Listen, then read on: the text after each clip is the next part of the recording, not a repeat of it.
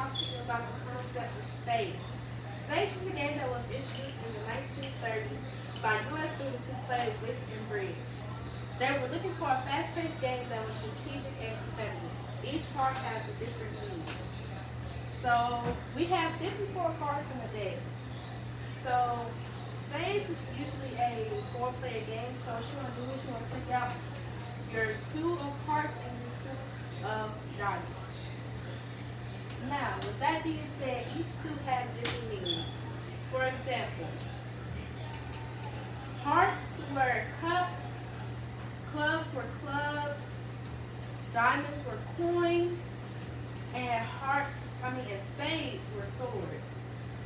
They each represented the nobility, clergymen, merchant, and peasant classes. Now, with that being said, today I'm going to teach you a little bit about spades and how to play the next time somebody asks you if you know how to play. So we've covered the basics of the game and what each card meant. Now let's talk about the point of the game. The ace of clubs is most likely your highest bid to bid out. And you see how each card that's been played is the same suit as the first card played. You now collect that, and that is one book. 4 cards equals 1 book, and that is worth 10 points. The point of the game is to play the same suit that was played unless you don't have that. Let's talk about what happens when you don't have one of those. After we've talked about how to make a book, let's talk about what happens when you don't have the card of the same suits. You see how everyone played their clubs? And now that person threw out a spade. The spade automatically wins. And you know why? Because the spade resembles a sword. So now that the book was taken, that person wins just because the spade is basically the highest powered card and it over triumphs everything else. So when the spade is played on something high, it doesn't matter. It automatically wins. We talked about how to cut with space when you don't have any more of a suit. Let's talk about how you can throw off in order for your partners to win. Now, do you see? This is the winning card, and her partner threw off because that is a guaranteed book from them. They will now collect the book, and the person that won the book will play. We talked about how to throw off in order to guarantee a book for you and your partner. Let's talk about reneging. So let's say spades were playing. Everyone is required to play a spade.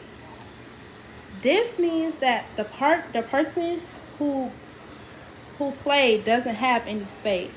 Now the people who won will collect the books, and now they will go again.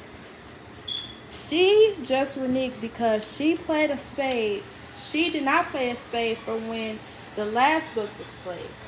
Meaning she reneged, which means that the opposing team takes 3 of your books if they call it out. We've talked about the basics, reneging, how to throw off, cut.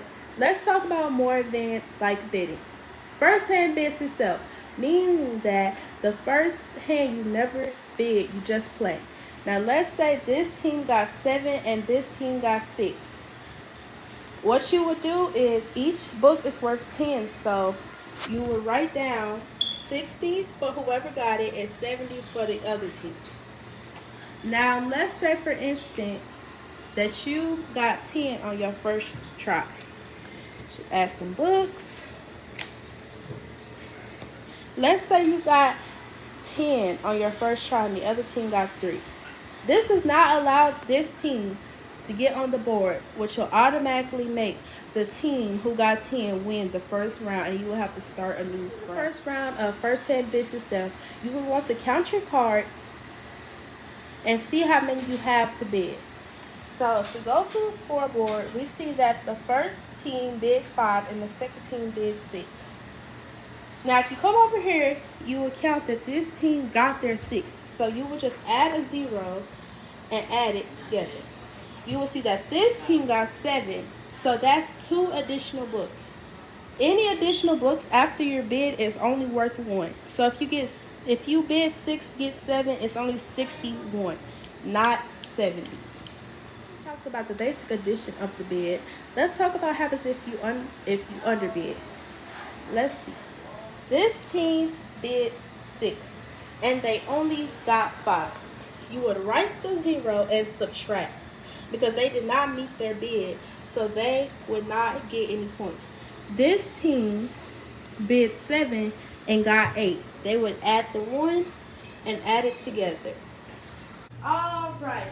Now that I have taught you all of these strategies and skills to the game of spades, you can either go to the long way or the short way. Short way is 350, long way is 500, but you can go to whatever you please.